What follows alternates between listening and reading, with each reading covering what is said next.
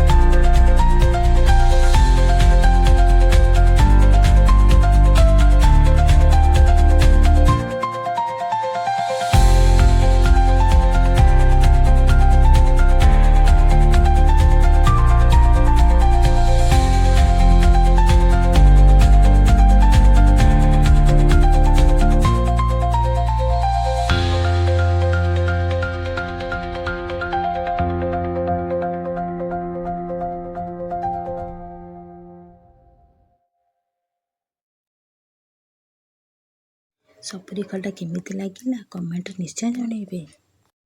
वीडियोटी भल लगे like share and subscribe करंतु। Thank you.